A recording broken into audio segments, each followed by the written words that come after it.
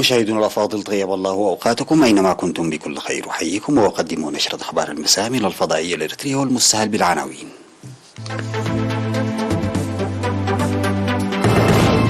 حاكم إقليم شمال البحر الأحمر تتفقد برامج التنمية. إكمال أعضاء الدفعة 35 من الخدمة الوطنية التعليم الأكاديمي. تدريب لأعضاء المارشات الموسيقية.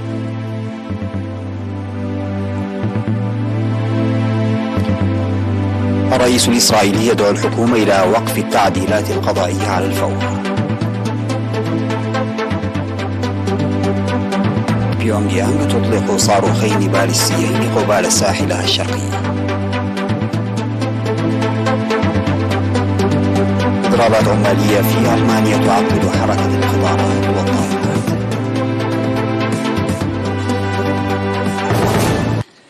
السلام عليكم ورحمة الله. تفقدت حاكم إقليم شمال البحر الأحمر السيدة أسمرة أبرهة أعمال التنمية والبنى التحتية الجارية في مديريات قرورة ونقفة وأفعبت في زيارة جرت من 18 وحتى 24 من مارس.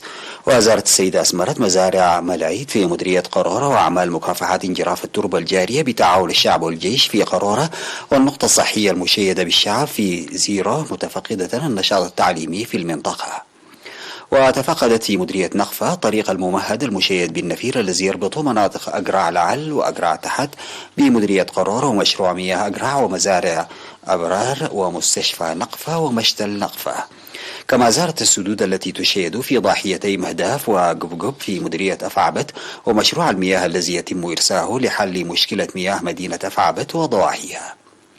وتفقدت السيدة أسمرة المجرى التحويلي الذي يشيده مشروع عدهلو في مرسى قلبوب وخط مياه أيداب قلبوب وطريق مصوع قلبوب الجاري صيانته وبرامج التنمية الأخرى. واجتمعت حاكم إقليم شمال البحر الأحمر السيدة أسمرة أبرهة بالقائمين على الصحة والتعليم لمعرفة أوضاع المؤسسات الصحية والتعليمية في المديريات الثلاث ونواقصها وتحدياتها وسبل حلها. أكمل أعضاء الدفعة 35 من الخدمة الوطنية الذين ذهبوا إلى سوا من 98 مدرسة ثانوية في مختلف مناطق البلاد لتلقي التعليم للصف 12 في مدرسة أرساي كالو أكملوا التعليم الأكاديمي.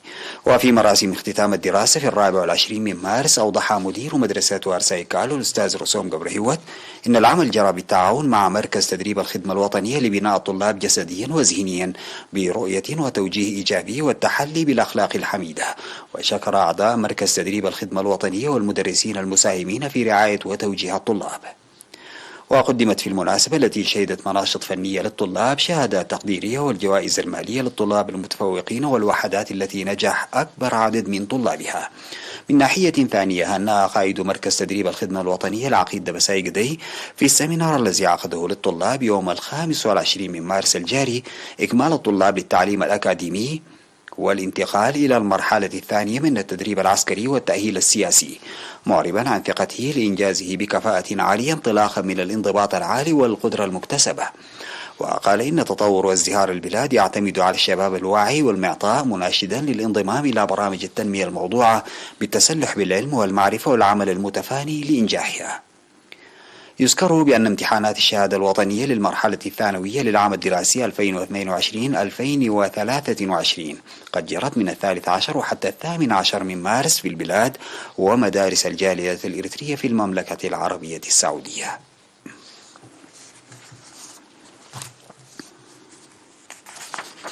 خرجت مدرسة أسمرة للموسيقى 5 من أعضاء فرقة المارشات الموسيقية بعد دراسة لمدة 2.5 عام في كتابة وقيادة الموسيقى.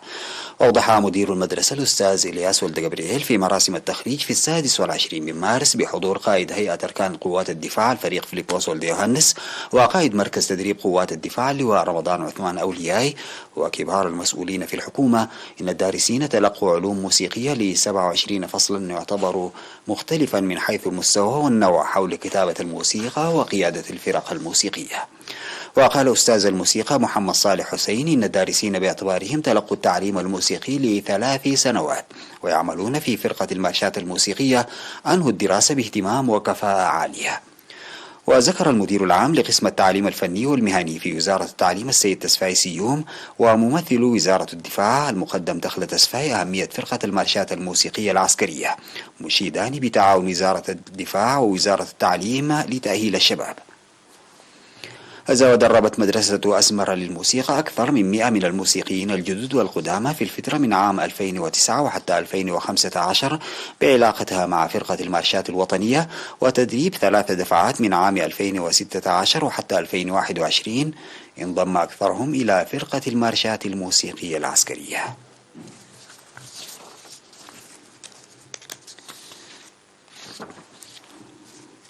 أفاد مكتب التعليم في مديرية أصمات ارتفاع المشاركة في التعليم بنسبة 18% في المديرية في العام الدراسي 2022-2023. وأوضح مسؤول الخدمات التعليمية الأستاذ إبراهيم أكد أن الإنجاز الذي تحقق نتائج تعاون جميع الجهات والوعي الشعبي، وذكر بأن نسبة النجاح في الامتحانات نصف السنوية بلغ 84% تقريبا، ويتطلب بذل مزيد من الجهد للارتقاء بالجوانب التعليمية وزيادة مشاركة المرأة في التعليم. من جانبه أوضح مسؤول التعليم في إقليم عنسبة الأستاذ كفلاي عند ميكائيل أن مهنة التعليم تتضمن أيضا بناء الأجيال بالقيم السمحة، ويجب على المعلمين تنشئة الطالب بكل المجالات إلى جانب نقل المعرفة. وطلب السكان في اللقاء للاهتمام بالبنية التحتية لروضة الأطفال بأسندة وبناء سور في المدارس وتقوية التوعية لنشر التعليم. ودعا حاكم إقليم عنسبة السفير عبد الله موسى في ختام اللقاء لتعزيز جهود كافة قطاعات المجتمع للدفع بالعملية التعليمية والدفع بعملية تجميع القرى. توجد في مديرية أصمات 22 مدرسة من رياض الأطفال وحتى المرحلة الثانوية تستقبل 6700 طالب، بينهم 2515 من الطالبات.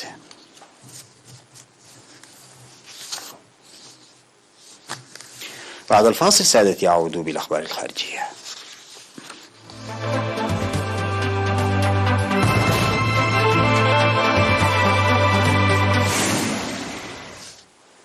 حث الرئيس الإسرائيلي إسحاق هيرزوغ حكومة بلاده على وقف الإجراءات الخاصة بالتعديلات القضائية المثيرة للجدل، يأتي هذا على خلفية إقالة رئيس الوزراء بنيامين نتنياهو لوزير دفاعه بسبب اعتراضه على هذه التعديلات واندلاع احتجاجات حاشدة في البلاد. وكتب هيرزوغ: من أجل وحدة شعب إسرائيل ومن أجل المسؤولية أدعوكم إلى وقف الإجراءات التشريعية على الفور. تظاهر عشرات آلاف الإسرائيليين في المدن الرئيسية بعد إقالة رئيس الحكومة بنيامين نتنياهو وزير الدفاع يوآف جالانت من منصبه، وأغلق المحتجون الطرق الرئيسية الرابطة بين أحياء تل أبيب والطريق الرابط بين تل أبيب والقدس. ونزل ألوف المحتجين إلى الشوارع في تل أبيب والقدس وحيفا ومدن أخرى فور الإعلان عن عزل وزير الدفاع يوآف جالانت، وذلك عقب دعوته الحكومة لتجميد خطتها لتعديل النظام القضائي التي أثارت انقساما كبيرا بين الإسرائيليين.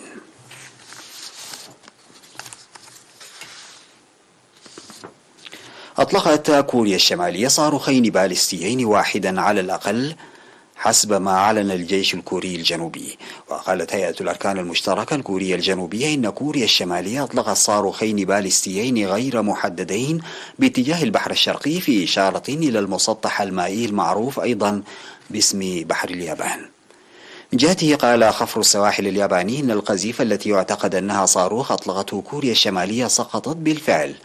وندد جيش كوريا الجنوبية بقوة بعملية الإطلاق ووصفها بأنها استفزاز خطير ينتهك قرارات مجلس الأمن التابع للأمم المتحدة، ودعا إلى وقف فوري.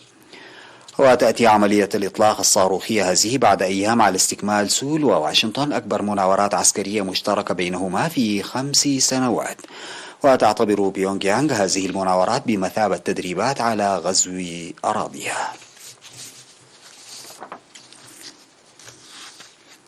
بدأت نقابات عمالية في ألمانيا إضرابا هو الأكبر منذ عقود للمطالبة بتحسين ظروف العمل وزيادة الأجور، من المتوقع أن يؤدي إلى اضطراب واسع في حركة القطارات والمطارات.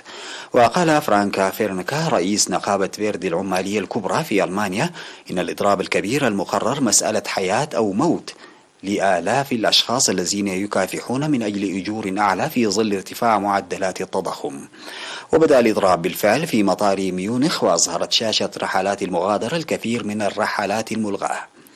ونددت شركة السكك الحديدية الألمانية بخطط الإضراب، وطالبت بعودة العمال إلى طاولة المفاوضات. وتتفاوض نقابة فيردي بالنيابة عن 2.5 مليون موظف وعامل في القطاع العام، بما في ذلك العاملون بالنقل العام والمطارات، في حين تتفاوض نقابة EFG لعمال السكك الحديدية والنقل بالنيابة عن 230 ألف موظف وعامل في شركة السكك الحديدية دوتشي بان وشركات الحافلات.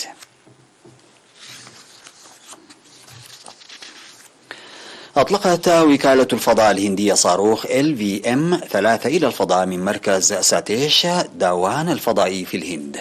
وبنجاح عملية الإطلاق تكون مؤسسة وان ويب قد أكملت الوجود العالمي لكوكبة الجيل الأول، وهي بالتالي تملك حوالي 582 قمرا صناعيا في المدار الآن.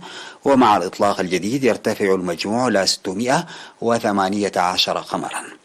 ويمثل استكمال الكوكبة خطوة رئيسية بالنسبة لوان ويب في تقديم تغطية عالمية. ووقعت شركة وان ويب التي تنافس الشركات العالمية في الخدمات الفضائية وتتعاون مع شركة بهاراي جلوبال الهندية والزراعة التجارية لمنظمة الفضاء الهندية نيو سبيس إنديا ليميتد اتفاقية تجارية لإطلاق 72 قمرا صناعيا إلى مدارات أرضية منخفضة.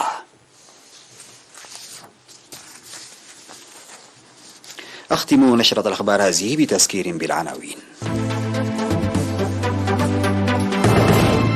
حاكم إقليم شمال البحر الأحمر تتفقد برامج التنمية. أعضاء الدفعة 35 من الخدمة الوطنية يكملون التعليم الأكاديمي. تدريب لأعضاء المارشات الموسيقية.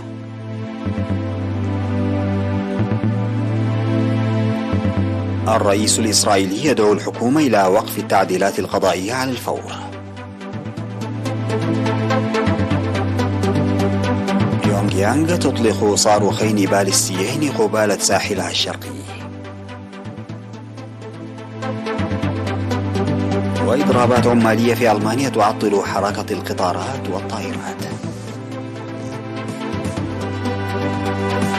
انتهت نشرة أخبار المساء قدمتها لحضراتكم من الفضائية الإريترية. شكرا لمتابعتكم. السلام عليكم ورحمة الله تعالى وبركاته.